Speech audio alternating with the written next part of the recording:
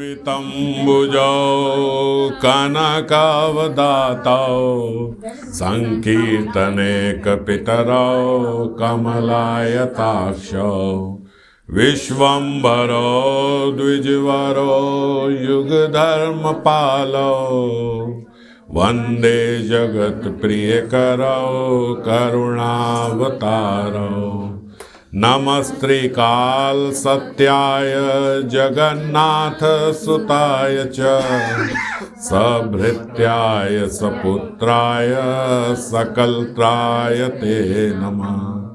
ॐ अज्ञानतिमिरान्धस्य ज्ञानाञ्जनशलाकया चक्षुरुन्मीलितं येन तस्मै श्रीगुरवे नमः। श्री गौरांगा नित्यानंद श्री अद्वैत चंद्र गदाधर श्रीवासादि गौर भक्त वृंदा वांछा कल्पतरुभ्यश्च कृपा सिन्धुभ्येव च पतितानां पावनेभ्यो वैष्णवेभ्यो नमो नमः। हरे कृष्णा कृष्णा कृष्णा हरे हरे हरे राम राम राम हरे हरे। तो पिछली बारी हम लोग श्री चैतन्य भागवत के माध्यम से किस प्रकार जीव का गुरु को समर्पण होना चाहिए इस पे चर्चा कर रहे थे। और ये चर्चा वहां से शुरू हुई कि श्रीमन महाप्रभु ने श्रीवास आंगन में जो संकीर्तन प्रारंभ किया, उस संकीर्तन में द्वार बंद हो जाया करते थे, वो ओपन फॉर ऑल नहीं था। भक्त आते थे क्योंकि महाप्रभु की भाव लीला है, महाप्रभु भाव में प्रवेश कर जाते थे तो अंतरंग लोग जो होते थे उन्हीं के समक्ष महाप्रभु के वो भाव आ पाते थे। जब भी कोई बाहर का व्यक्ति आ जाता था, जब भी कोई ऐसा व्यक्ति जो केवल इसलिए संकीर्तन में प्रवेश करे कि चलो देख के आते हैं यहाँ पे ये लोग करते क्या है, चलो देखें ये क्या करते हैं, अरे देखें ये जो ये करते हैं ये कोई नाटक करते हैं या सच में इनका भाव आता है, अरे ये कोई भक्त हैं भी कि नहीं है। इस प्रकार से इस मनोस्थिति के साथ कोई व्यक्ति उसमें प्रवेश ना करे, इसीलिए श्रीवास आंगन के द्वार बंद हो जाया करते थे। और जैसे कि हमने सुना कि जो लोग बाहर रह जाते थे वो कई कई प्रकार से फिर निंदा भी करते थे। कई लोग ऐसा बोलते थे ये तो सब मेंढक हैं जो रात को टर टर करते हैं अद्वैत ये श्रीवास आंगन में, श्रीवास के अंदर गृह में प्रवेश करके और द्वार बंद कर लेते हैं, क्योंकि इनकी काम लीला अंदर फिर होती है, कई स्त्रियों को ये अंदर ले जाते हैं। और इस प्रकार से श्रीमन महाप्रभु को बोलते हैं कि ये जो गौरांग है, ये जो निमाई है, ये निमाई पहले तो ठीक था, हमारे साथ का ही था, पर देखो इसको कैसा संग दोष लग गया। ये श्रीवास पंडित और गदाधर के साथ बड़ा घूमता था, उन्होंने इसको अपने जैसा पागल बना दिया। अब देखो ये भी रात रात को कैसे पागलों की तरह नाचता है, और सुबह जब वो विद्यार्थियों को पढ़ाया करते थे अब वहाँ जाता नहीं है, सुबह सोता है, ये करता है, और अलग अलग प्रकार से बोलते। और सब आपस में इस तरीके से चर्चा करते जैसे आपस में कोई भक्त संत लोग बैठ के चर्चा करें कि देखो हम आपको उदाहरण के तौर पे दिखा रहे हैं, देखो संग दोष कैसा लगता है। निंदा नहीं करे किसी की, सिखा रहे हैं आपको, ये देखो संग दोष से कैसा खराब हो गया, निमाई कितना अच्छा था, क्या था। अब देखो शासन भी कोई नहीं है ना, पिता का शासन नहीं है, इसीलिए बोलते पिता का शासन जरूरी होता है। पिता तो चले गए इनके, माता ने शासन किया नहीं, और अब देखो कैसी दुर्गति हो गई।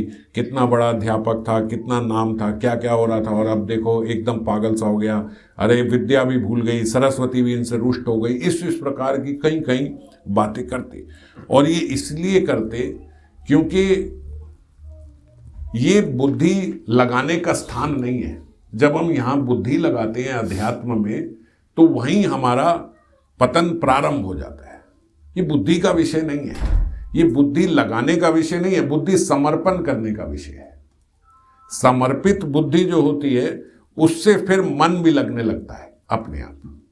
जब बुद्धि आप समर्पण कर दोगे तो समर्पण का क्या अभिप्राय है कि आपने गुरु चरणों में या आपने गोस्वामी पाद के चरणों में, आपने उनकी शिक्षाओं में अपनी बुद्धि लगा दी, समर्पित कर दी। मतलब अब जो उनकी बुद्धि है वही मेरी बुद्धि है। वो जैसा कहें, जो कहें, मैं उसी प्रकार से अपना भजन करूंगा। वो कहें ऐसे करना चाहिए तो ऐसे ही करना चाहिए। ये हम पिछली बारी चर्चा कर रहे थे कि पहले एक बारी पक्के हो जाओ, लेकिन जब पक्के हो गए, जब फिर आ गए, पक्के होने से पहले देख लो कि मेरे को इनके संरक्षण में रहना है कि नहीं रहना है। एक बार बहुत पहले मैंने एक उदाहरण से समझाया था कि एक बच्चा जो सड़क पार करना चाहता है वो पहले देख ले कि भाई मैं किसकी उंगली पकड़ के सड़क क्रॉस करूं। मैं इन वाले प्रभु जी की पकड़ूं, इनकी पकड़ूं, इन अंकल की पकड़ूं, पिताजी की पकड़ूं, किसकी पकड़ूं जो मुझे सड़क के पार ले जाएगा।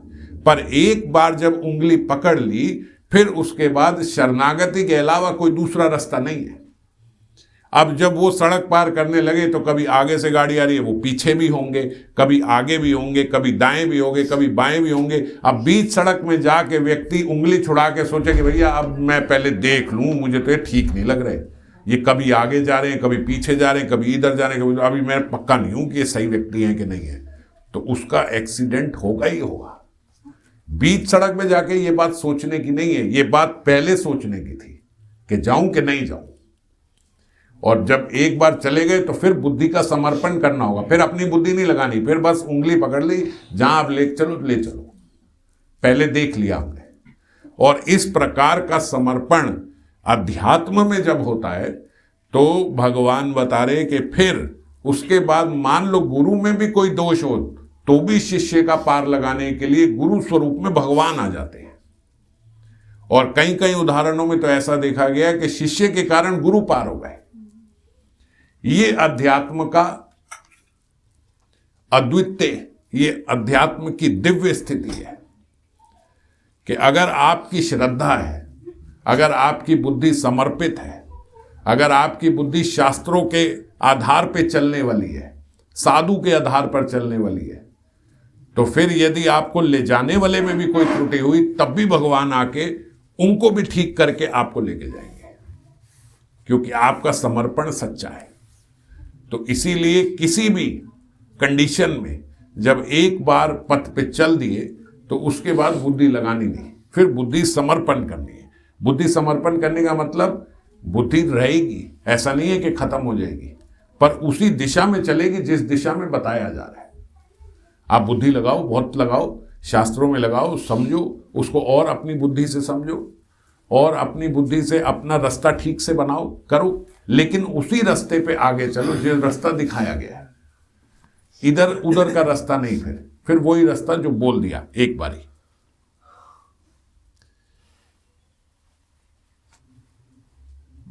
और जब इस प्रकार बुद्धि का समर्पण होता है तो जो हमारी एक शिकायत रहती है कि मेरा भजन में मन नहीं लगता, मेरा भजन समर्पित नहीं होता, मेरा मन इस और लगता नहीं, मेरा मन इधर उधर भागता है, तो वो मन जो है बुद्धि के समर्पण होने से स्वतः इसमें लगने लगता है। ये शिकायत खत्म हो जाएगी। ये शिकायत हमारी इसीलिए है मेरा मन नहीं लगता क्योंकि बुद्धि इधर उधर भागती है। मेरी बुद्धि देखती है कि यार ये जो कर रहे हैं इससे थोड़े ना एकदम से ऐसे कोई फैमिली का पालन हो जाएगा, इससे थोड़े ना कोई गृहस्थ चलने लगेगा, ऐसे थोड़े ना बाबा के कहने से कोई ये सब हो जाएगा। गुरुजी तो विरक्त हैं, हम तो गृहस्थ हैं, हमें थोड़ा अपना हिसाब से बना के चलना होगा। इस प्रकार से जब हम बुद्धि अपनी लगाना शुरू करते हैं तो फिर मन जो है वो संसार में लगता है, फिर मन इधर जाता नहीं। और जिस प्रकार बोला गया उसी प्रकार अगर चलेंगे तो मन भी स्वतः अपने आप लगने लगेगा। कोई भी साधना हम बिना मन के अगर करें तो वो साधना कभी सफल हो नहीं सकती। अब हमारी स्थिति लगभग सबकी ऐसे ही है कि साधना तो सब कर रहे हैं पर मन उसमें नहीं लग रहा, और प्राण नहीं है। तो जब प्राण ही नहीं है किसी में तो उसका सफलता का क्या, कितने प्रतिशत आप मानते हो वो सफल हो जाएगा जिसके भीतर प्राण ही नहीं है। प्राण हमारे मन है, हमने भजन किया पर मन नहीं लगाया उसमें, बस साथ साथ साथ साथ चलते रहे। तो ऐसे चलने से भजन कभी सफल नहीं हो सकता। इस प्रकार से उसमें मन लगाना होगा। समर्पण मतलब ये भी कि वो जो कर रहे हैं वो मेरी भलाई के लिए ही कर रहे हैं। ये होता है भगवान को समर्पण, ये होता है गुरु को समर्पण, कि जो भी वो कर रहे हैं वो मेरी भलाई के लिए कर रहे हैं। यहां तो हमारा थोड़ी थोड़ी देर में प्रश्न पूछ, ऐसे कैसे, उनके लिए भी मेरे लिए भी, मैं ऐसे कैसे हो जाएगा मेरा, ये करूंगा तो मेरा कैसे हो जाएगा, ये भगवान ने मेरे साथ ऐसे क्यों कर दिया, ये भगवान को पता नहीं मेरे से ही दुश्मनी है, पता नहीं मेरे साथ ही ऐसा है। मेरे को तो लगता है चाहते भगवान ऐसा चाहते ही नहीं कि मैं ठीक से भजन कर पाऊँ, मेरे ही पीछे पड़े हुए। इस प्रकार की जो वाणी है ये आप पता नहीं किस बच्चेपने में बोलते हो या किस में, लेकिन इस प्रकार की वाणी अपराधजनक है। आप सब अधिकांश लोग यहाँ माता पिता हो, आपके बच्चे हैं, आप अपने बच्चों का भरपूर अच्छे तरीके से ख्याल रख रहे हो, उसको प्यार करते समय भी, उसे थप्पड़ मारते समय भी, दोनों समय आपका प्रेम ही है उसको ठीक रास्ते पे ले जाने के लिए। और आपका ही संतान, आपका पुत्र, यहाँ की पुत्री खड़े होके बोले कि पता नहीं ये मेरे माँ बाप ही मेरे सबसे बड़े दुश्मन है, इन्हें पता नहीं मेरे से क्या दुश्मनी है, यही नहीं चाहते कि मैं जीवन में कुछ कर पाऊँ, जरा सा कुछ करने लगता हूँ ये मेरे बीच में रोड़े अटका देते हैं। आप बताओ आपकी क्या स्थिति होगी, कैसा लगेगा आपको जब आपकी अपनी संतान ये कह रही है कि मैंने जब जब कुछ करने की कोशिश करी इन्होंने आके रोड़े अटका दिए मेरे बीच। वो माता पिता जो पूरा जीवन उसको आगे बढ़ाने में लगे रहे, वो संतान अपने माता पिता को कहे कि तुमने रोड़े अटका दिए, वरना तो पता नहीं मैं क्या कर लेती, तो कितना दुख होगा। और यही सेम अपराध यहाँ एक माता का वात्सल्य, वहां कोटि माताओं का वात्सल्य रखने वाले भगवान जो हमारे लिए सब कुछ कर रहे हैं, हम एक मिनट नहीं लगाते ये बोलने के लिए कि इन्होंने मेरे अटका दिया, ये तो मैं कर ही लेता, ये तो यही नहीं चाहते कि मैं ऐसा करूं। अब जैसे कहीं मैं सुना एक जगह भक्ति बोल रहे थे कि भगवान ने हमारी ये एक इच्छा थी मेरी, वो भी मेरी पूरी नहीं करी, तो मैं कैसे विश्वास करूं भगवान पे, मैं कैसे मान लूं ये भगवान है, मेरी एक इच्छा थी, वो एक इच्छा मेरी पूरी नहीं कर पाए वो, तो काहे के भगवान है ये।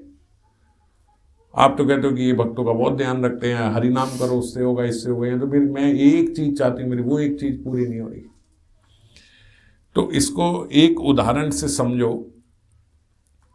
भगवान है, भगवान के लिए क्या है मुश्किल देना, भगवान के लिए मुश्किल है ये इतनी सी चीज मांगी, ये भगवान नहीं दे सकते।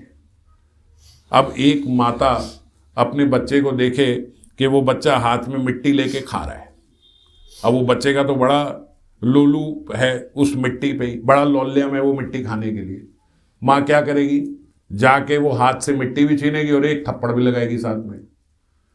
अब वो बच्चा रोए बिलबिलाए कि क्या मेरी माँ है, एक छोटी सी इतनी सी मिट्टी नहीं खाने दे सकती मेरे को, ये क्या माँ है मेरी, इतनी सी मिट्टी तो खा रहा था। तो ये वो बच्चा भले ना समझ पाए क्या किया मैंने, ऐसा क्या कर दिया, मेरे को थप्पड़ मार दिया, इतनी तेज मार दिया, मेरे दोस्तों के सामने मार दिया, ये कर दिया, क्या कर दिया मैंने ऐसा। अब वो बालक नहीं समझ सकता, पर आप सब तो समझ सकते हो कि माता ने जो किया वो सही किया कि गलत किया। ऐसे ही जब हम कई बारी अपने जीवन में इंद्रिय तृप्ति करने भागते हैं, जब हम इस संसार से अपना मन लगाने के लिए भागते हैं, जब हम कोई ऐसा कोई स्टेप लेते हैं जिससे हमारा इस संसार में मोह और बढ़ेगा, कोई ऐसी क्रिया कि इस संसार में हमारी आसक्ति और बढ़ जाएगी, तो भगवान क्या करते हैं, वो आसक्ति का विषय भी छीन लेते हैं और थप्पड़ अलग से लगा देते हैं। एक तो छीना ऊपर से हालत और खराब कर दी। मैं लेने को था, बस अभी हमारे पास धन आ रहा था, हम सोच रहे थे हम ये बड़ी गाड़ी लेंगे, वो भगवान ने वो तो लेने नहीं दी और जितना पैसा अंदर पड़ता वो भी डूब गया। क्यों करा ये, क्यों करा, क्या दुश्मनी है। एक छोटी सी एक चीज करने लगता हूं तो भगवान बीच में आ जाते हैं, हम ऐसा सोचते हैं। अरे भगवान जानते हैं। अच्छा अगर ऐसे ही इतनी बुरी चीज है तो दूसरे भक्त को कैसे दिलवा दी, वो तो ले रहा है मैं नहीं ले पा रहा, तो उसकी उस मात्रा में आसक्ति नहीं होगी, उससे उसका कार्य उससे नहीं बिगड़ेगा, आपका बिगड़ जाएगा। आसक्ति है किसी की गाड़ी से होती है, किसी की घर से होती है और किसी की अपने घर के बने घी से भी हो जाती है,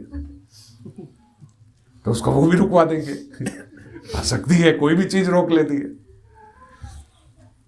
किसी की चांप से हो जाती है। तो बड़ी से लेके छोटी से छोटी तक किसी भी चीज से हो सकती है। अब एक भक्त ऐसे हैं हमारे बीच में, वो बोलते पता नहीं क्या भगवान के ऐसे कि जब कभी हम बाहर से खाना मंगाए ना, वो उसमें नहीं तो प्याज डल के आ जाएगा, नहीं तो खराब आ जाएगा, नहीं तो ऐसा आ जाएगा, नहीं तो ये मंगाएंगे वो आ जाएगा, वो मंगाएंगे ये आ जाएगा। बंदा लेके आ रहा है, मुझको बताए जा रहे, ऐसे लग रहा है झुमरी तलैया में रहते हैं, वो हमारे घर तक नहीं पहुंच पा रहा है। मतलब कुछ भी कर लें, हमारे घर तक नहीं, उनकी बात नहीं कर रहा, हमारे घर तक खाना नहीं पहुंचेगा। अब और बोलो भाई, अब इससे भगवान को क्या दुश्मनी है? वो तो रोज मंगाते हैं, उनके घर में खाना आता है। अब आपकी आसक्ति भगवान उससे नहीं कराना चाहते, आपके लिए ज्यादा वो दुष्कर होगी छुड़वाना। शायद वो जानते होंगे कि जब लग जाएगी इनको तो ये बड़ी बुरी लगेगी, तो इसलिए नहीं करना चाहते। तो छोटी सी बात से लेके कई बड़ी बात तक कहीं भी किधर भी रोक देंगे। पर समर्पण क्या है? समर्पण ये है कि वो जो कर रहे हैं वो मेरी भलाई के लिए कर रहे हैं, बस इतनी सी बात हमें समझनी है। जो भी कर रहे हैं ठीक कर रहे हैं। भगवान के साथ मतलब ऐसे नहीं होता कि भगवान कर रहे हैं, जो व्यक्ति विशेष होता है ना साथ में, उस पे आता है, बल्कि कि इसकी वजह से देखो यही बात आगे अभी और समझेंगे कि किसी की वजह से कुछ नहीं हो सकता। कल भी एक भक्त से चर्चा कर रहा था, तो हम यही चर्चा कर रहे थे कि ऐसा नहीं है कि इसकी वजह से ही हो गया, उसकी वजह से हो, कोई ना कोई तो माध्यम बनेगा। अब मृत्यु भगवान, जब ये संसार की रचना हो रही थी तो मृत्यु भगवान के पास पहुंची। मृत्यु ने कहा कि भगवान आपने सब चीजों का कोई ना कोई निधान बना लिया, आपने मुझे तो ऐसा बनाया कि मेरे को तो सारे बुरा ही बोलेंगे, सब बुरा ही बुरा बोलेंगे, मृत्यु सबसे खराब मृत्यु, सबसे खराब मृत्यु।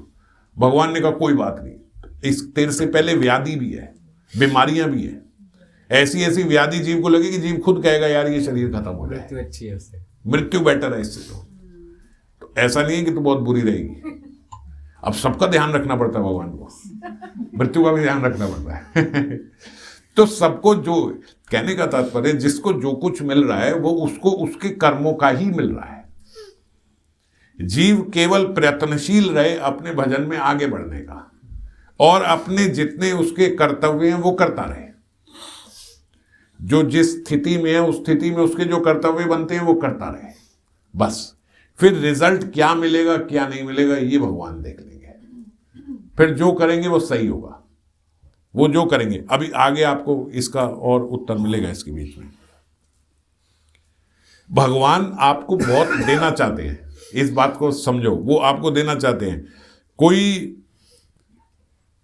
वो बाहर के व्यक्ति नहीं है जो छोटी मोटी चीज से टाल दे। अब बच्चा बड़ा रो रहा है, बहुत रो रहा है, बड़ा बिलबिला रहा है, आपने ऐसे किया, ये कर दिया, वो कर दिया, तो माता क्या कहेगी? अच्छा चल कोई बात नहीं, ना ले जा, मिट्टी खा रहा है ना, ले खा ले, चल जा।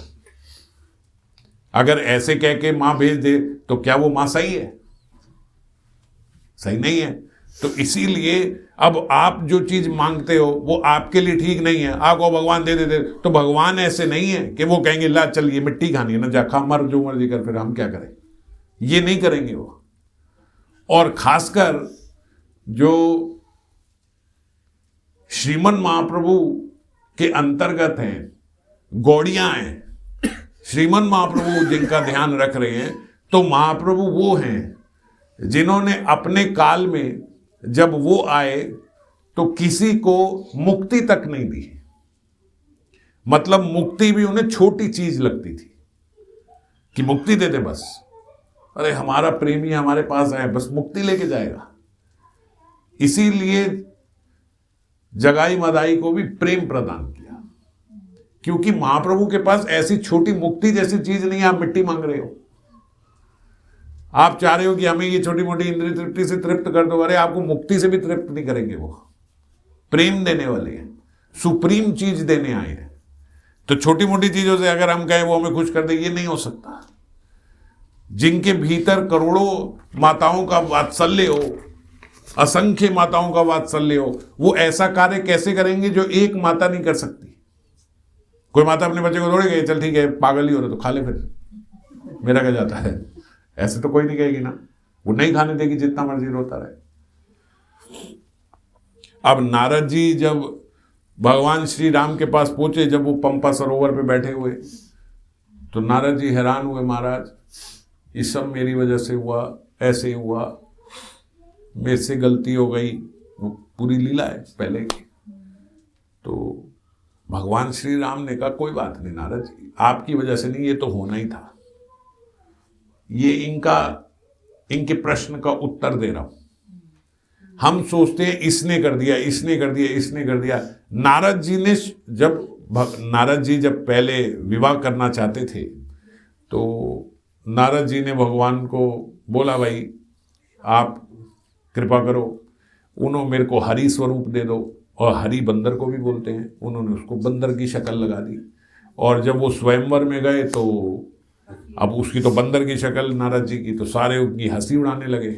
जिस स्वयंवर में वो गए, वो स्वयंवर में जाना चाहते थे विवाह करने के लिए, और उन्होंने बोला कि मेरे पे कृपा करो, हरि स्वरूप दो। उन्होंने कहा भाई भगवान का स्वरूप हो जाएगा तो मेरे से ही विवाह करेगी।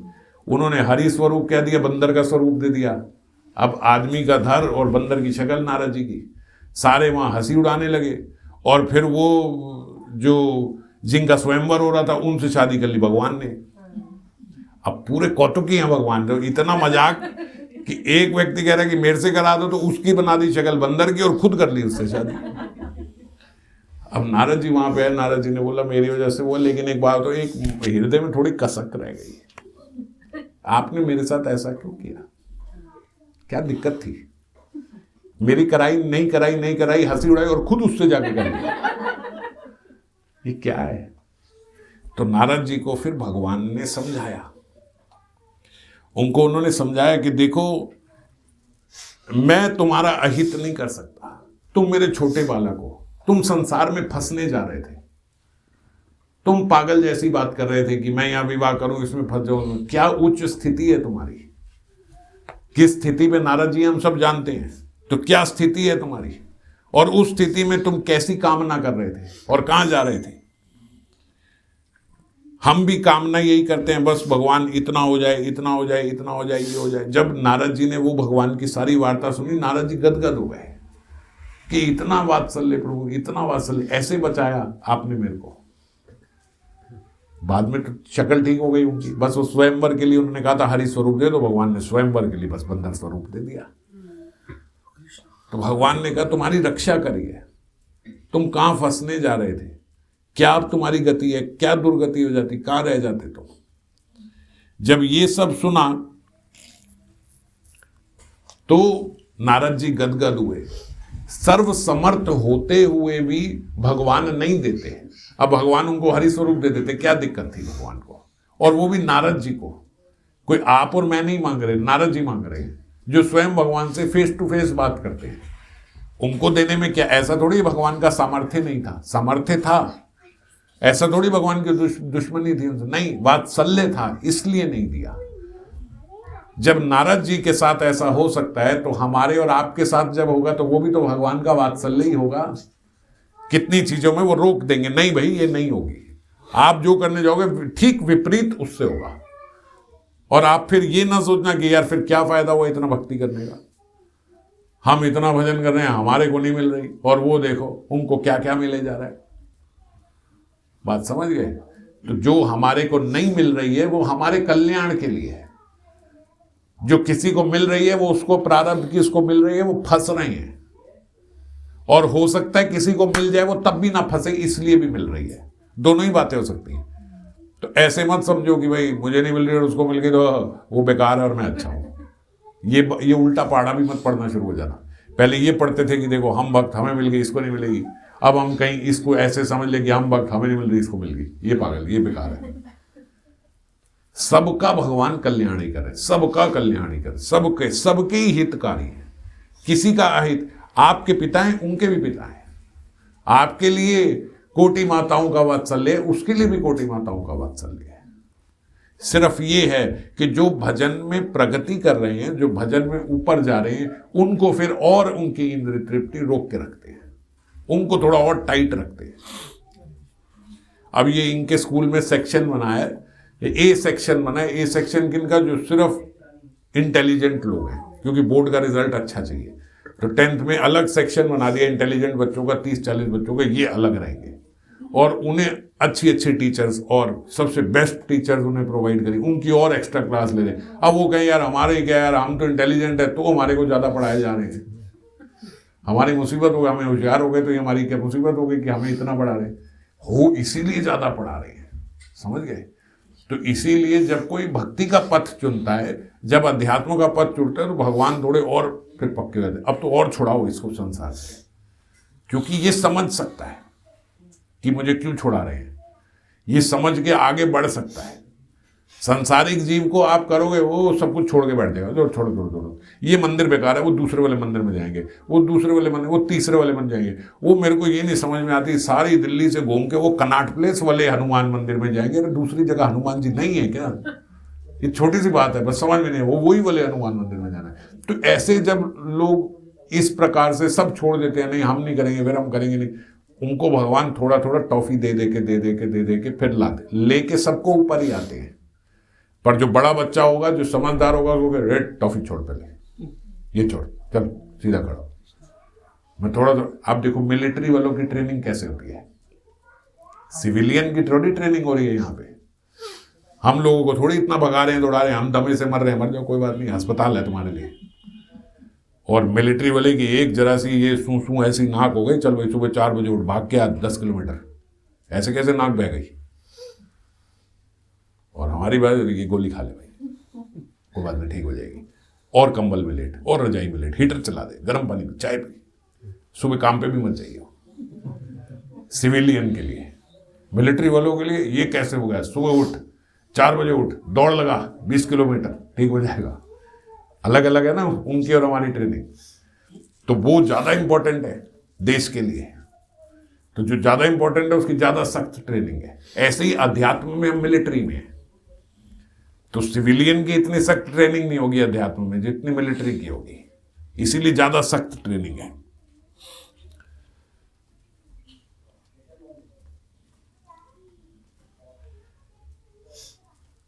तो हमारा चाहे इस संसार में मन अभी लगा हुआ है, विषय वस्तु हमें अभी भी अच्छे लगते हैं जो यहाँ के विषय वस्तु हैं, ये देह के जितने संबंध हैं ये हमें अभी भी यही सर्वप्रिय हैं, हमारे देह के संबंध। पर ये समझ में आ जाए कि भगवान मेरा कुछ बुरा नहीं कर सकते तो बात बन जाएगी। ये नहीं बोल रहे कि अचानक से आज बात सुनने के बाद ऐसा हो जाएगा कि नहीं अब क्या हुआ, उस कल सुन लिया था बस, अब संसार अच्छा नहीं लगता, अब ये विषय वस्तु सब बात, ऐसी स्थिति नहीं आएगी। बोलोगे भी तो आर्टिफिशियल लगेगा, ऐसी स्थिति एकदम से नहीं आएगी। लग रहा है ये सब अच्छा लग रहा है, ये संसार अच्छा लग रहा है, ये संबंध अच्छे लग रहे हैं, पर अगर छूटे तो ये बात भी समझ में आ जाए कि ठीक है भगवान मेरा कुछ बुरा नहीं कर रहे हैं, अच्छा ही कर रहे हैं, अच्छा ही कर रहे हैं, इसलिए मेरे साथ ऐसे हो रहा है, ये बात समझ में आ जाए।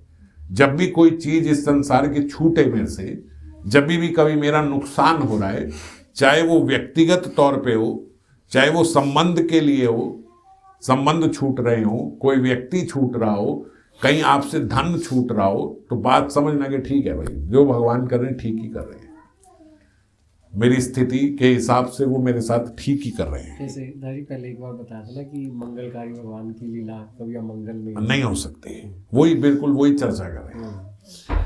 ईश्वर सर्वभूतानाम हृदय अर्जुना तिष्ठति, भगवान कहाँ बैठे हैं?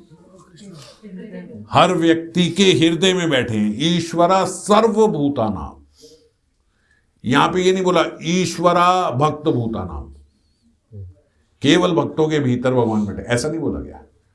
ईश्वरा सर्वभूतानाम, सर्वभूतानाम ऐसे नहीं बोला ईश्वरा सर्व मनुष्य नाम।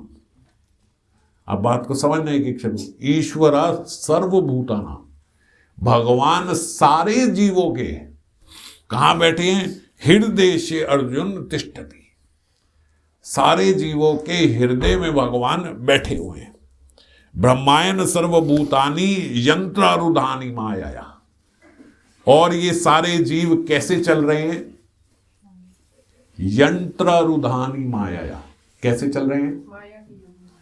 माया उनको यंत्र की तरह, खिलौने की तरह, कठपुतली की तरह चला रही है।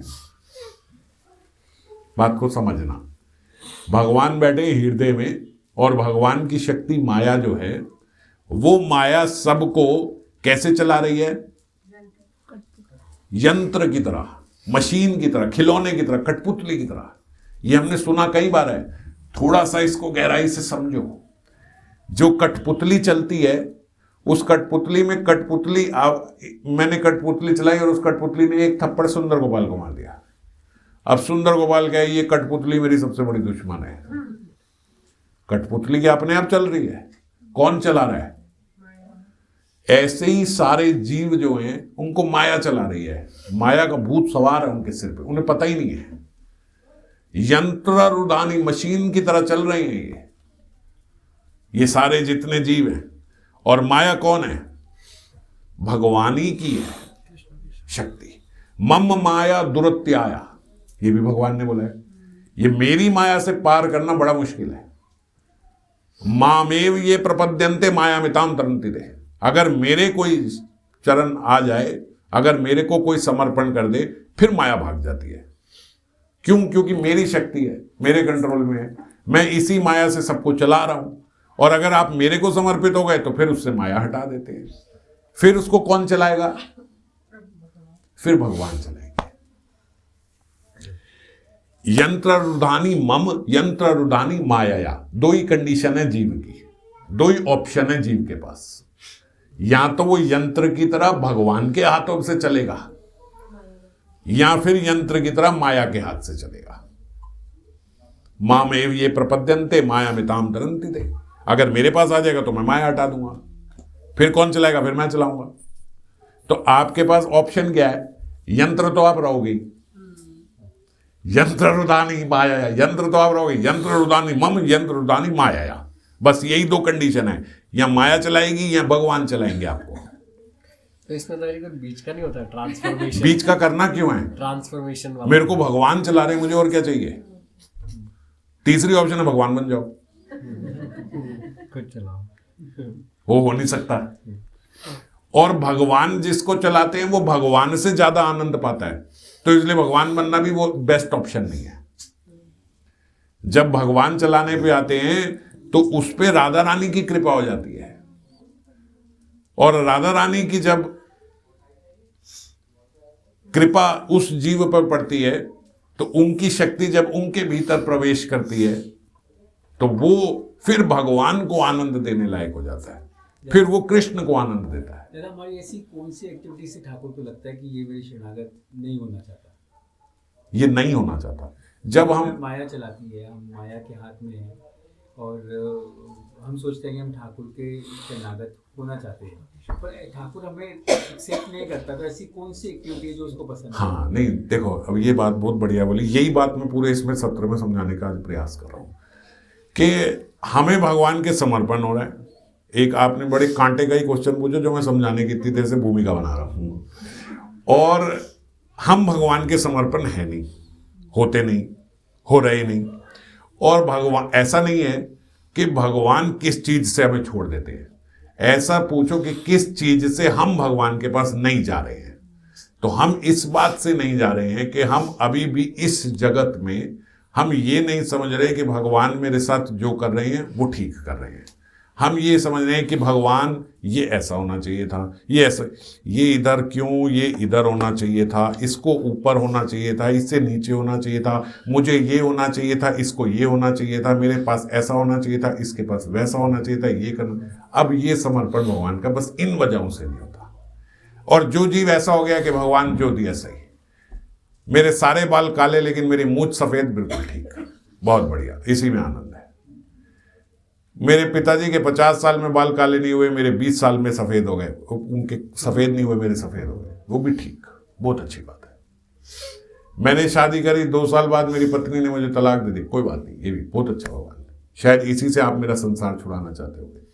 मेरी शादी हो गई, 20 साल इतने अच्छे बच्चे थे, लेकिन 20 साल बाद अचानक से बच्चों को पता नहीं क्या हो गया, आज उन्हें हम बुरे लगने लगे, उन्होंने छोड़ दिया, कोई बात नहीं भगवान, यही ठीक है, अच्छा है, मेरा बच्चों से मोह होगा नहीं, आपने किसी तरीके से छुड़वा दी। ये मोह तो पता नहीं मैं कितने जन्मों से करता हुआ आ रहा था, अनंत जन्मों से कर रहा था, आज भी करता हुआ मर जाता, अच्छा हुआ है भगवान भी आके बोल दे। मैं इस बात को समझो, आपके बड़े अच्छे बच्चे हैं, बहुत आज्ञाकारी हैं, सारी बात मानते हैं, स्वयं भगवान आपके सामने खड़े हो जाए ना कि यार इनको छोड़ दें, इनको नहीं, इतने तो अच्छे हैं, सेवा करते हैं, क्या दिक्कत है, इनको क्यों छोड़, ऐसा मैं भजन करने को तैयार हूँ, मैं 24 घंटे भजन करता हूँ, मगर इनको क्यों छुड़वा रहे हो, ये कोई बाधा थोड़ी दे रहे हैं मेरे उसमें।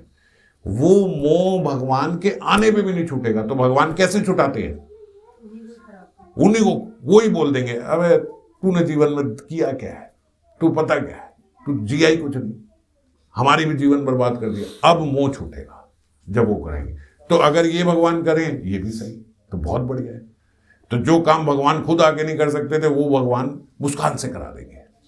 एग्जाम्पल दे रहा हूं, तो समझ गए। तो इसी तरीके से जो भी कर रहे हैं सही, जो भी कर रहे हैं सही, जो भी कर रहे हैं, कोई शिकायत नहीं। जब ऐसा हो जाए तो बस फिर समर्पण हो गया, बस यही समर्पण है, बस यही करना और कुछ नहीं करना। ये वाली बात उस टाइम पे समझ में आती, पर उसके बाद जब वो चीज सही हो जाती है तब समझ आती है कि पहले वाली गलत क्यों हुई थी। हाँ, कई बारी समझ में आ जाती है। और जो हमारी स्थिति अभी समर्पण की नहीं बनी है, वो इसलिए नहीं बनी है कि कई सारी बातें अभी नहीं समझ में आई है। जब सारी समझ में आ जाएंगी तो बस वही सिद्ध व्यक्ति है। सिद्ध व्यक्ति में क्या, वो कहता जो ठाकुर जी करे सही, लीला ही तो हो रही है, मेरा तो मंगल ही कर रहे हैं ठाकुर जी। अब देखो, जो मरीच ऋषि थे, मरीच ऋषि रामायण में जो हिरण बने थे, स्वर्ण हिरण बने थे, वो उनका तो 2 रोल है ना। एक बारी पहले भगवान ने बाण चलाया तो मारा नहीं था, छोड़ दिया था, तो वो तब से भय से बैठे हुए थे, भैया डर लगता है अब तो राम जी से, क्योंकि राम जी ने एक बाण मारा, वो कहीं कोस दूर जाके गिरा।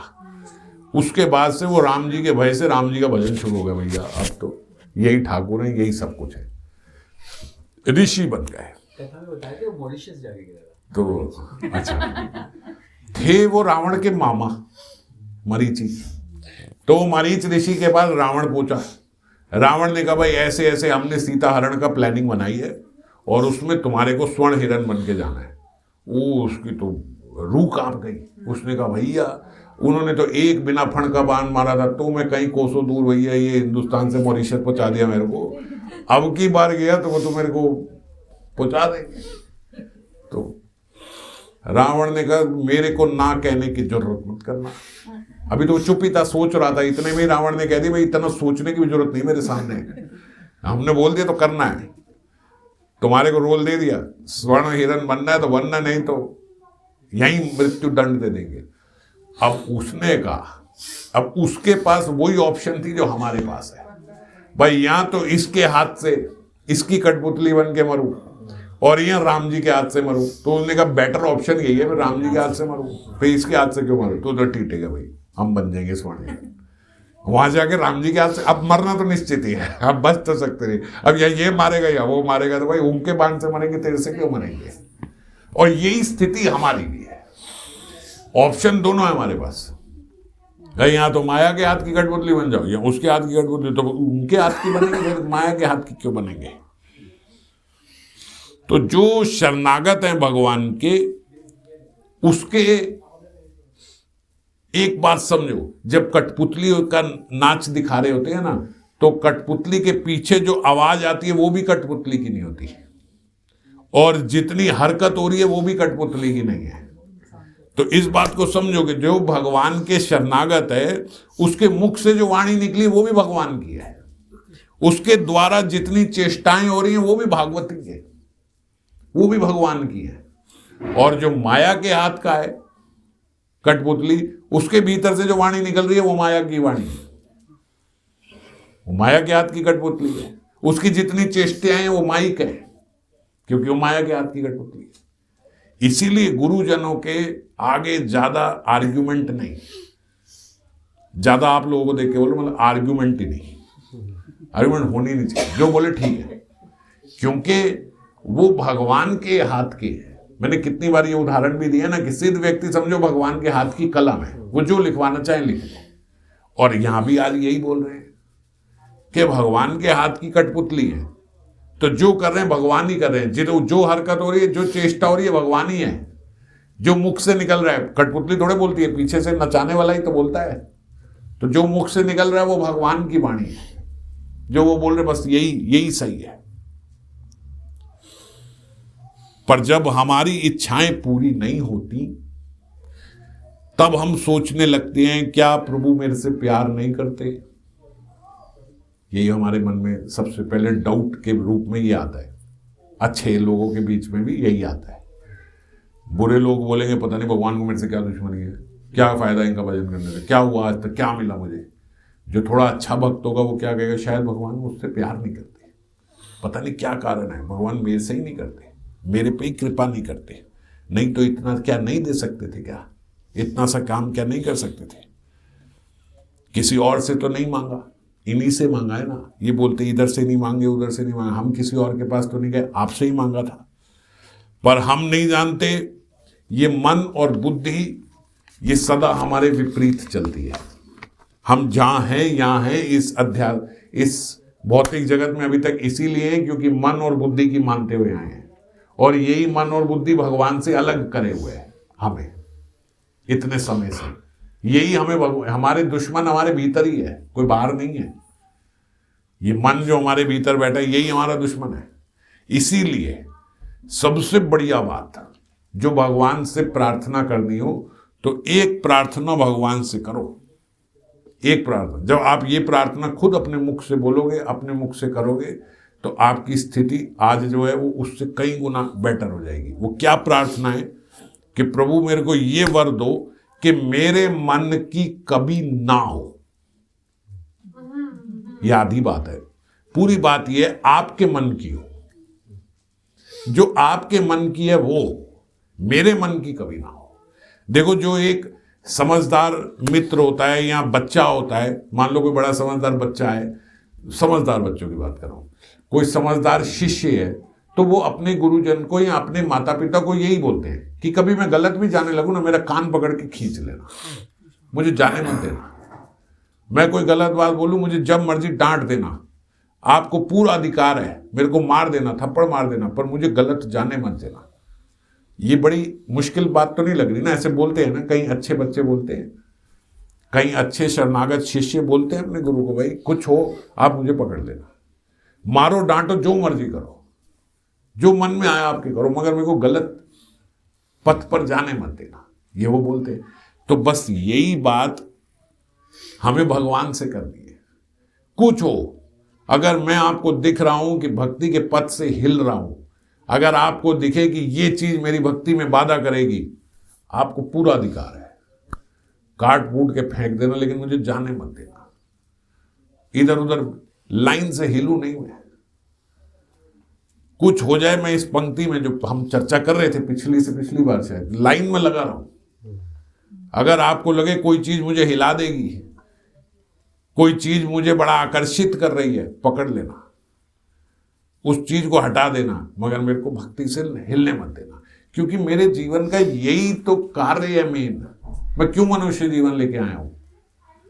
ये बच्चे पालने और बीवी की जरूरत पूरी करने और मित्रता निभाने और ये करने और वो करने थोड़ी ना आए हूं। ये तो यहां से हम चले जाएंगे तो कोई और कर देगा, और अगर आप इनकी कर दोगे पूरी करके तो फिर थोड़े समय बाद फिर भी मर जाओगे, फिर दूसरी बीवी, फिर दूसरे बच्चे, फिर उसकी करोगे, फिर मर जाओगे, फिर दूसरी बीवी, फिर दूसरे बच्चे, फिर उसके करोगे। आज कह रहे हो मैं तेरे बिना नहीं रह सकता, मर जाओगे, पिछला याद नहीं रहेगा, फिर कहोगे मैं तेरे बिना नहीं रह सकता, फिर मर जाओगे। वेश्यावृत्ति तो है हमारी, क्या हमें पिछला याद नहीं रहता?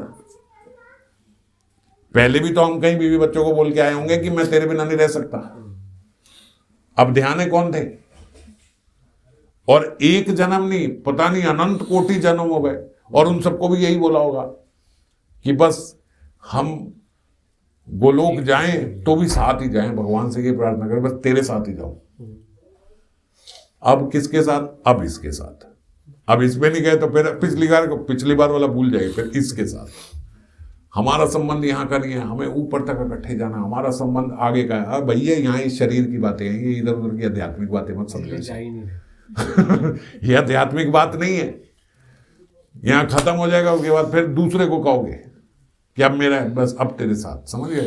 तो इसीलिए ये चक्कर झंझट में फंसना नहीं। और अगर झंझट में फंसने लगे तो भगवान से प्रार्थना, भगवान आप बचा लेना, झंझट में मत फंसने देना, मेरे को मुझे निकाल लेना। चलिए एक बात बताइए, जैसे हम अभी बताए थे गुरुजनों को हम शरणागत होते हैं, गुरु जी से पूछा कि जब आपने कहा हम वो गली कठपुतली है, जो सामने से आए वो आर्ग्यूमेंट नहीं करना, सब करना है, पर गुरुजनों के संग में, भक्तों के संग में तो हम बहुत लिमिट समय के लिए होते हैं, बाकी समय तो संसार में ही होता है। बाकी समय जो हमारे परिस्थिति है तो उस वहाँ पर करनी पड़ेगी।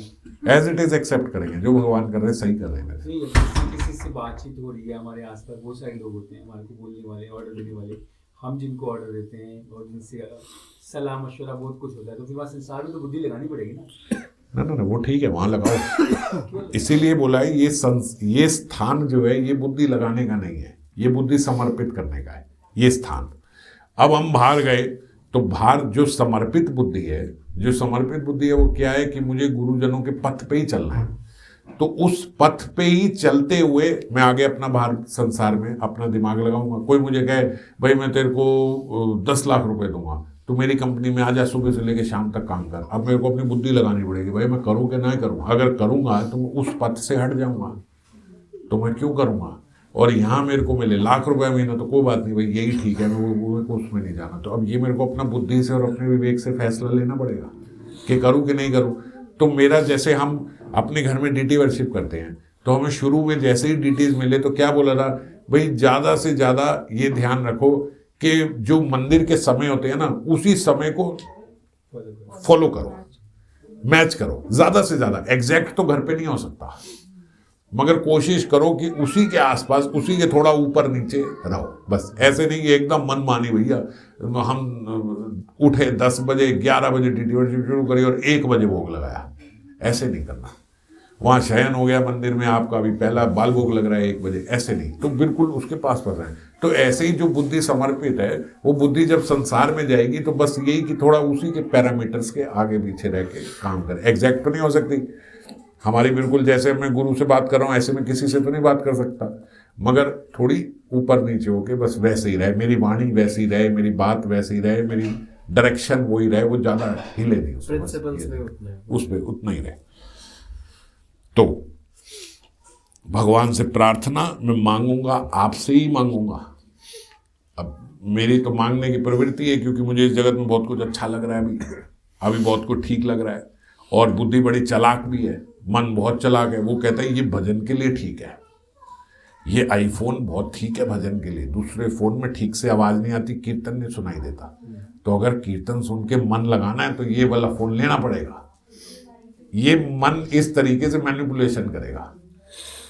मेरे को बड़ा घर अपने लिए नहीं चाहिए, मेरे को सिर्फ इसलिए चाहिए कि मैं एक ऑल्टर का अलग से कमरा बना सकूं, बस भगवान का मेरे एक अलग कमरा हो, इसलिए मुझे बड़ा घर चाहिए। भक्त आए मेरे घर आके क्लास हुए, बस इसलिए बड़ा घर चाहिए। ये मन आपको बेवकूफ़ बनाता है। आप उस ईंट पत्थर के घर को अपना कह देते हो, आप जहाँ कथा होते हैं उस घर को अपना कह दो, कहना ही तो है। फिर तो मर ही जाना ना, आपका ये रहना ना वो रहना है। आपको ऑल्टर का अलग से कमरा चाहिए तो ये भी ऑल्टर का अलग से कमरा है। यहाँ कथा हो ही रही है, आपको वहां क्यों बनाना है? मुझे वहां ये में क्यों बनाना है कथा करूँ? क्या जरूरत है? यहाँ बन रहा है जोरी में, भैया यहाँ रह लो। लेकिन मन जो है ना वो ऐसे ही ऐसे प्रलोभन देता रहेगा। और असल में हम सबके भीतर यही बात है, हम सबको पता ही नहीं लगता कि हम ये अध्यात्म के लिए कर रहे हैं कि अपने लिए कर रहे हैं। वो कर अपने लिए रहे होते हैं लेकिन नाम अध्यात्म कर रहे होते हैं। ये मन की चालाकी है। तो इसीलिए अब क्योंकि ये मन चालाक है और मैं पता भी नहीं लगा पाता कि भाई ये मन भगवान के लिए कर रहा है कि मेरे लिए कर रहा है। कर तो मेरे लिए रहा होता है लेकिन मुझे पता नहीं लगता। तो इसीलिए हम भगवान से प्रार्थना करें। मैं मांगूंगा, आपसे ही मांगूंगा, पर देना चाहिए या नहीं देना चाहिए, किसमें मेरा हित है अहित है, ये आप देख लेना। मेरा स्टैंड क्लियर है भाई, मैं आके बार बार मांगूंगा, मैं मेरी तो बुद्धि काम नहीं करती। मुझे लगता है ये मेरे लिए ठीक है, ये ठीक है, मेरी तो प्रवृत्ति है। कितना मैं रेस्ट्रेन कर लूँ। हम बोले भगवान से कुछ मांगना नहीं, भगवान से कुछ, अरे समक्ष जाके नहीं मांगोगे, मन में तो इच्छाएं उमड़ ही रही हैं। और भगवान कहाँ बैठे हैं? हृदय तिष्ठ।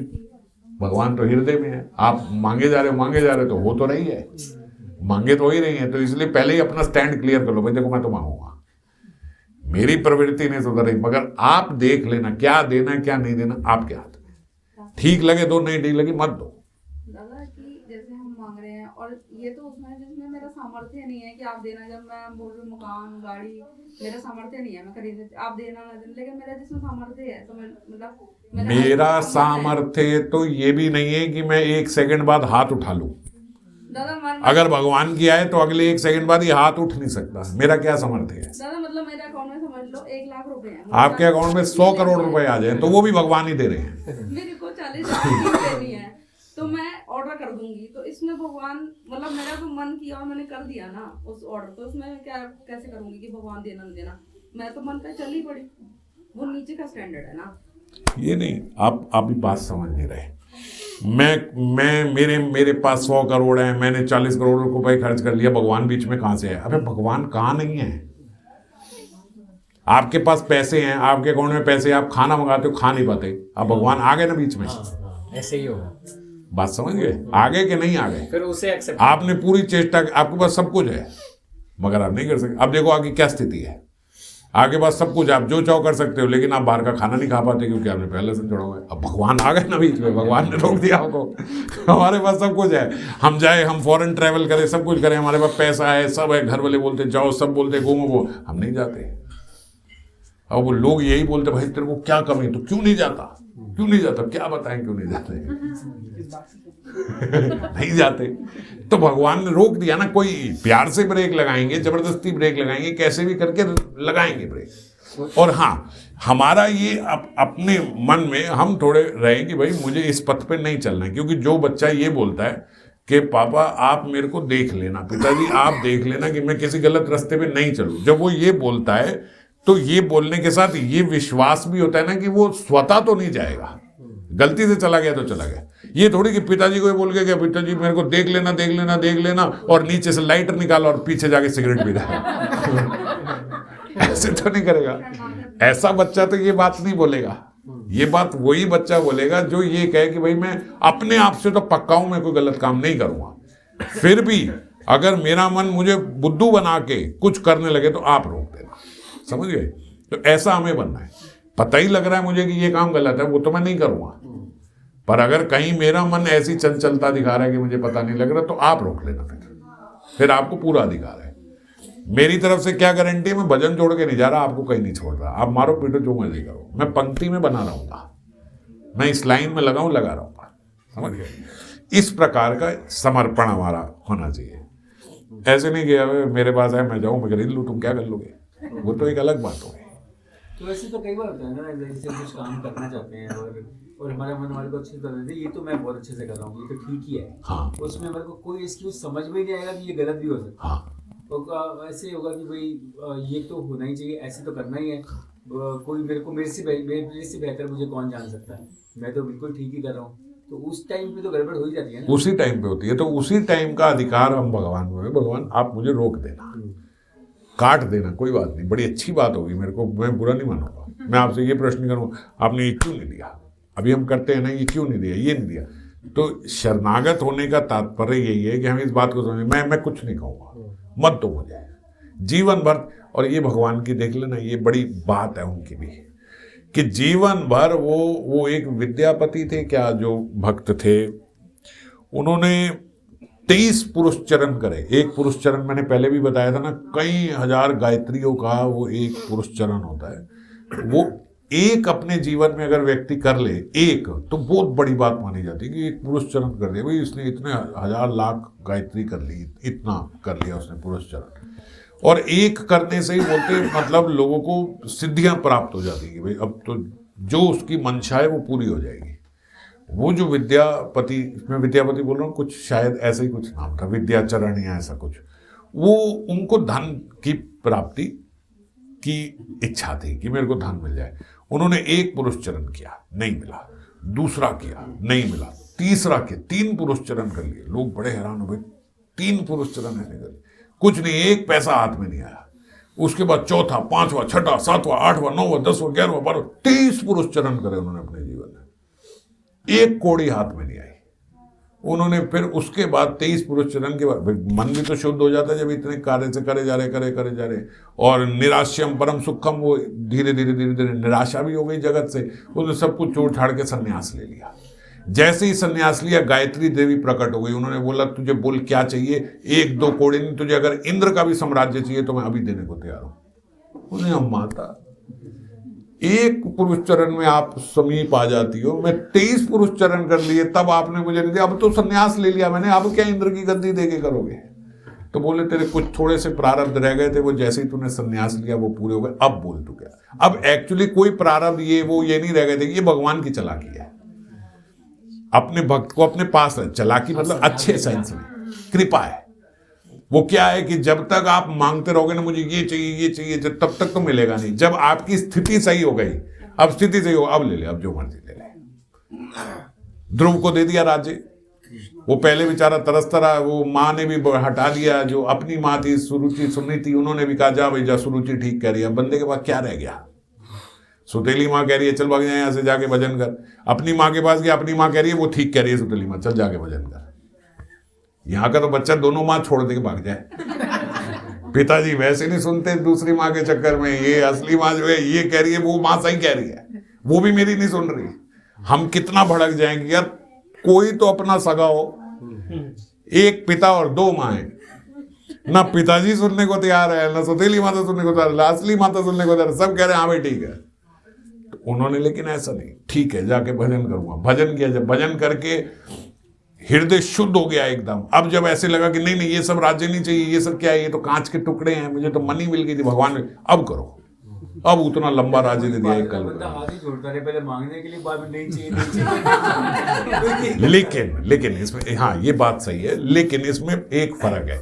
जब माया के लिए और संसार के लिए हाथ जोड़ता रहता है तो दुखी रहता है, पर जब भगवान के लिए हाथ जोड़ता रहता है तो उसमें परम सुख प्राप्त होता है। वही सुख लेने के लिए तो महाप्रभु यहाँ आए हैं, मिल गया सब कुछ, फिर भी यहाँ रोने के लिए आए हैं, क्योंकि वो रोना जो है भगवान के लिए वो परम सुखदायी है। तो इसीलिए फिर वो परम सुख देते हैं।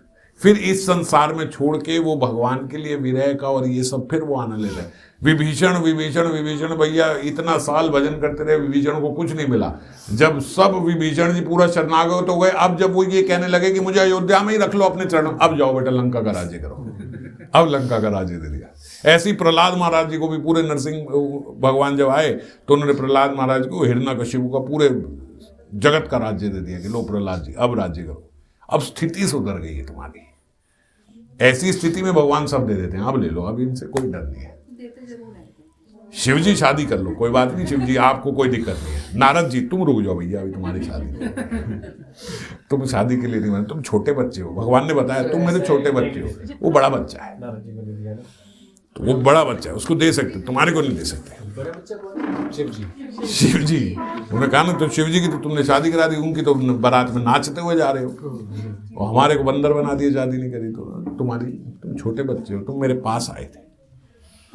और देखो जब वो नारद जी ने उनको बोला कि मुझे ये हरि स्वरूप दे दो, तो उन्होंने सारे साथ में यही बोला, जय विधि होए नाथ हित मोरा।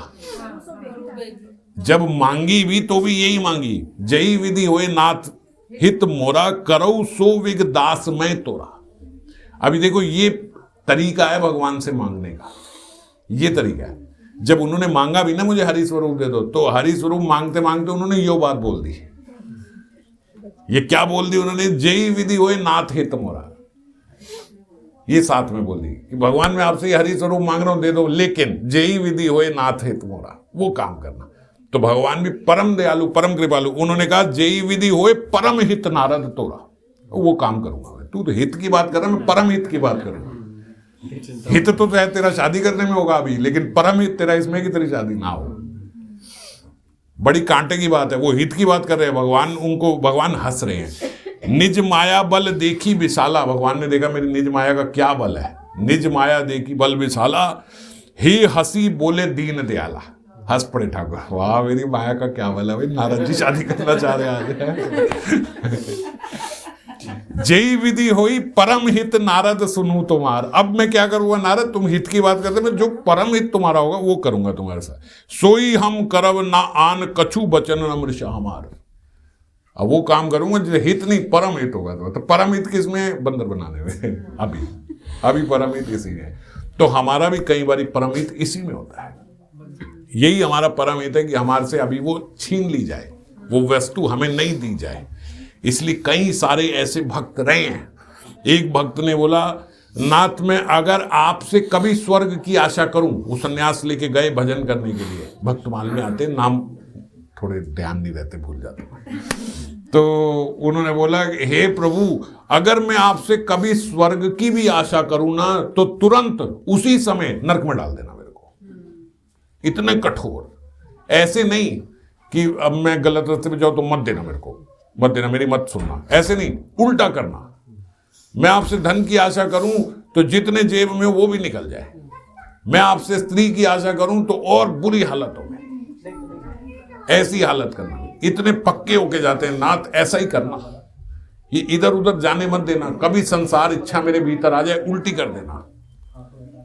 भर्तृहरि जी जब उनको वैराग्य आ गया, भर्तृहरि जी की कथा सुनाई थी आप लोगों को, जब उनको वैराग्य आ गया तो उन्होंने सब त्याग दिया। राजा थे, एक छत्र राजा, सब त्याग के भिक्षा मांगने चले गए। जब उन्होंने देखा यहाँ तो क्या गड़बड़ घोटाला हो रहा है, यहाँ पे क्या माया है, जब सब छोड़ के चले गए तो उन्होंने कहा कि भैया मैं भिक्षा मांगने जा रहा हूं प्रभु, लेकिन एक आपसे विनती है। राजा थे, एक छत्र राजा, सब छोड़ के भिक्षुक बन गए, भिखारी बन गए। और जब भिखारी भी बन गए तब भी उन्होंने क्या प्रार्थना करी कि मुझे कभी भिक्षा तक सम्मान से ना मिले, ये ध्यान रखना प्रभु, कहीं ऐसा ना हो कि कहीं कोई बड़ी इज्जत दे के मेरे को भिक्षा दे दे, मेरा मोह वहां हो जाएगा, मैं ऐसा बेवकूफ इंसान, मेरा उस घर से मोह हो जाएगा कि ये अच्छे से दे देते हैं, मैं यहां चला, इतना भी मोह ना होने देना मेरा। भिक्षा भी मांगने जाऊं तो कोई सम्मान से ना दे मेरे को, बस इतनी मेरे पे कृपा करना। और माता कुंती ने तो आप सब जानते ही हो, वो बोला ये कहाँ जा रहे हो, कहाँ छोड़ के जा रहे होंगे। उन्होंने कहा भाई आप सब सेटल हो गए, आपके बच्चे सेटल हो गए, राजा बन गया, तो आप राजरानी हो, अब रहो आपके, नहीं चाहिए भैया, हमारे को दुख ही दे दो। वो अच्छे थे, क्यों? क्योंकि जब तक विपदा थी आप साथ थे, अब विपदा खत्म हुई तो आप चले गए, तो वो विपदा ही अच्छी है हमारे लिए। तो जो ऐसा कर दो मेरे जीवन में दुख खत्म ना हो, दुख चलते रहे मेरे लिए। तो ये सब पागल थोड़ी है, जो ये सब जो ऐसी उल्ट पटांग मांग रहे हैं, कोई पागल थोड़ी है, कोई रहस्य तो होगा इनके पीछे। तो रहस्य यही है कि इस जगत के प्रति मेरा आकर्षण ना बढ़े, यही मेरा असली हित है, यही मेरा परम हित है। मेरा आकर्षण इस जगत के प्रति ना बढ़े, और ना बढ़े इसीलिए हम भगवान से प्रार्थना करें कि मेरे मन की ना हो कभी, आपके मन की, जो आपको ठीक लगे वो करो। बस जीवन कितना सरल हो जाता है जब ये बात समझ में आती है, जो करें ठीक ही कर रहे हैं, जो हो रहा है ठीक ही हो रहा है। इतनी बड़ी गारंटी भगवान हमारे को दे रहे हैं कि जो आपके साथ हो रहा है मैं देख रहा हूं, सही हो रहा है। और देखने वाला भी कोई इधर उधर का व्यक्ति नहीं है, स्वयं साक्षात कृष्ण देख रहे हैं, भगवान देख रहे हैं, त्रिलोकीनाथ देख रहे हैं कि जो हो रहा है ठीक हो रहा है, मैं मंगल ही कर रहा हूँ, बस। और क्या चाहिए, और क्या चाहिए मुझे? ये चाहिए, ये चाहिए, ये इसलिए चाहिए क्योंकि मुझे लगता है मेरा इसमें मंगल है। जब एक इतना बड़ा व्यक्ति सिर पे आ गया, उसने कह दिया भाई चिंता मत कर, मैं देख लूंगा, जो ठीक होगा वही दूंगा, बस। और क्या चाहिए? एग्जांपल दिया, अगर हमारा मुंह आपस में ही है, उसी से शक्ति बनी, उसी से अपेक्षा बनी है, तो एक्चुअली तो हम उसमें ही मतलब बनते जा रहे हैं। तो अगर हम उसमें भक्ति की पुस्तक देखेंगे, अगर देखें तो मतलब देख पाए तो तभी शायद इसमें हमारा हित होगा ना। शायद नहीं, पक्का उसी में हमारा हित होगा। भगवत उपस्थिति सब में दिखेगी का मतलब ये है कि ये मेरा पति, इसमें मुझे भगवान दिख रहे हैं, तो अब ये मुझे थप्पड़ भी मारे तो भी सही है, लात मार के बाहर निकाल दे तो भी सही, क्योंकि भगवान है। ये जो करेंगे वो सही है, ये जो करेंगे वो सही है, ये मुझे मारे तो सही है, ये मुझे पुचकारे तो सही है, ये प्यार करे तो सही, दुलार करे तो सही, मार दे तो सही। ऐसी स्थिति अगर किसी की हो जाए, ये नारी मोर्चा वाले झंडे ना लेके खड़े हो जाए, मगर ऐसी स्थिति अगर किसी की हो जाए कि इतनी उच्च स्थिति हो गई, इस उच्च स्थिति में कोई किसी का एक्सप्लॉयटेशन नहीं कर सकता, क्योंकि उसको सबके भीतर भगवान दिख रहे हैं, सबके भीतर भगवान दिख रहे हैं। जिसको ऐसी स्थिति हो जाए कि भगवत उपस्थिति दिख रही है सब जगहों पे, तो फिर भगवान ही उसके साथ सब कुछ करते हैं, फिर कोई व्यक्ति कुछ नहीं कर सकता। ऐसी स्थिति वाले के साथ रहने वाले को भी माया नहीं चला सकती। आपने वो पिछली बारी सुनी थी ना कि वो गुरु वेश्यागामी थे, फिर भी गुरु को भी लेके जाना पड़ा भगवान ने। तो अब वो यंत्र रुदाणी माया या नहीं रहा, वो यंत्र रुदाणी मम हो गया। भगवान को उसको अपनी कठपुतली बनाना पड़ा। क्यों बनाना पड़ा? क्योंकि मेरे भक्त का इससे लेना देना है। तो जब एक ऐसा भक्त आ जाए जो सब में भगवत उपस्थिति देख रहा है। तो जो भक्त सब में उपस्थिति भगवत देख रहा है, तो भगवान, अब मैं इनमें भगवत उपस्थिति देख रहा हूं, तो इनके भीतर से भगवान ही तो मेरे साथ रेसिप्रोकेट करेंगे। समझ गए? तो मेरा तो कल्याण हुआ, इनका भी हो गया, क्योंकि इनके भी, अब इनको भी भगवान ही चला रहे हैं। भगवान को ही चलाना पड़ेगा, क्योंकि मैं इनके भीतर भगवान देख रहा हूं। ये भक्त की ये पावर होती है। इसीलिए बोलते हैं एक भक्त पूरे ब्रह्मांड को भक्त बना सकता है। दादा एक क्वेश्चन मेरा इससे रिलेटेड है, मैंने पहले पूछा था कि संसार में हम जाते हैं तो हमें 10 लोग मिलते हैं और हम उनमें भगवत उपस्थिति देख करके वो हमारे को कुछ कह रहे हैं, तो उसको कैसे हम एक्सेप्ट करें हर चीज को? देखो, अगर सच्ची एक प्रैक्टिकल बात बताऊं तो ये प्रैक्टिस अभी हम कर सकते हैं, पर ये हमारी स्थिति आ जाएगी एकदम से, ऐसा नहीं है। आ जाएगी अगर प्रैक्टिस करेंगे तभी आएगी। तो मैं डिमोटिवेट नहीं कर रहा हूँ कि नहीं, यही मैं भी कर रहा हूँ, ये भी करने का प्रयास मैं भी यही कर रहा हूँ कि करे, पर जिसकी ये स्थिति हो गई कि उसको सबके भीतर भगवान देख रहे हैं। अभी तो हम क्या करते हैं कि एक कुत्ता गली में सोया हुआ है, सारे लोग डर रहे हैं और हम भी डर तो रहे हैं, लेकिन ऐसे कह रहे हैं वो कहा था ना इसमें भगवत उपस्थिति देखना, भगवत उपस्थिति देखो, मेरे को काटेगा, भगवत उपस्थिति देखो, और इसके भीतर तो भगवान मेरे को काटेगा नहीं। तो यहाँ भी तो ये स्थिति है, भगवान दिख नहीं रहे, वो तो भगवान को हम बता रहे हैं कि भैया हमें भगवान दिख रहे हैं, मैं देख लेना, कटवा मत देना, मेरे भगवान दिख रहे हैं इसमें। अगर काट लिए तो आपकी बेइज्जती होगी, भैया भगवान दिख रहे तो भगवान ने काट लिया। तो हमारी स्थिति अभी ऐसी है कि हमें अभी भगवान दिखते नहीं है, अभी प्रैक्टिस कर रहे हैं अभी तो कि हम इनके भीतर भगवान दिखे थे। और वो प्रैक्टिस कैसे होगी कि अगर फिर उस कुत्ते ने काट लिया तो कोई बात नहीं ठाकुर जी, अगर आप ही तो हो, फिर अगर आपको कटवाना ही मंजूर था तो फिर कटवाना भी, ये नहीं कि फिर काट लिया तो ये लो जी भगवत उपस्थिति देखी थी तो भी कुत्ता काट गया तो फिर भगवत उपस्थिति देखने का फायदा क्या हुआ? ये नहीं, फिर तो भगवत उपस्थिति नहीं देखी, बस आप अपनी रक्षा के लिए बोल रहे थे कि भगवत उपस्थिति। तो ऐसे ही मैंने एग्जाम्पल थोड़ा एक्सट्रीम कुत्ते का ले लिया, मगर हम जैसे किसी व्यक्ति के पास गए, उसने फिर भी हमारे को गंदा बोला, उल्टा बोला, सुनाया, एक्सप्लॉइट किया, ये किया, तो हम कह यार हम तो इनमें भगवत उपस्थिति देख रहे थे कि तो एक्सप्लॉइट कर गए। तो फिर अगर ये बोल दिया और सोच लिया तो इसका मतलब भगवत उपस्थिति। कई बार होता है जिससे जो बात कह रहे हैं वो शास्त्र संगत नहीं है, या जो हमारे गुरु हमारे को बताते हैं उससे मैच ही नहीं करती, तो हम क्या करें? जब वो ठाकुर हमारे सामने खड़ा है, हमारे को कुछ बोल रहा है और हमारे गुरु जी से संगत नहीं बैठती, तो कैसे उस बात को? तो जैसे एक भक्तमाल में भी ऐसी कथा आती है, वो हर एक में भगवत उपस्थिति देखते थे। तो एक जगह जैसे गौ हत्या की लीला हो रही है, ये सब हो रही है, तो ठाकुर जी को उन्होंने बोला कि ठाकुर जी देखो ये लीला तो आपको रोकनी होगी, ये लीला मैं आपसे भी बर्दाश्त नहीं कर सकता। मेरे गुरु के अगर विरुद्ध जाके आप कोई मेरे अगर प्रिंसिपल के विरुद्ध जाके काम करोगे तो उसमें देखो फिर मैं आपका भी सहयोग नहीं दे सकता, शास्त्र लाइन में होना चाहिए, तो उसमें मैं आपका भी सहयोग नहीं कर सकता। मगर तब भी देख भगवान ही रहे हैं, भगवान तो वो ऐसे देख रहे हैं कि भगवान जैसे मेरी परीक्षा ले रहे हैं। हमको सबके भीतर भगवान देखते हैं, आप ये करो, ये नहीं करूँगा, देखो ये मैं आपका सहयोग इसमें नहीं दे सकता। आप कहो कि तू गुरु हत्या कर दे या ये कर दे, ये मेरे से नहीं होगा, आपकी इस लीला का मैं सहयोगी नहीं बनूंगा। वो आप जानो जो आपकी आपस में चल रही है, पर मैं इस लीला का सहयोगी नहीं बन सकता। तो ये बुद्धि भी बीच में लगानी पड़ेगी ना? मैं तो कह रहा हूँ बुद्धि हर जगह लगानी पड़ेगी, बुद्धि खत्म नहीं करनी है, बुद्धि शरणागति में रखनी है, उस लाइन में रखनी है। जैसे हम अपने बच्चों को बोलते हैं कि भाई जब मैं एक बात बोल रहा हूँ तो उसमें दिमाग लगाने की जरूरत नहीं, बस हाथ पैर लगाने हैं।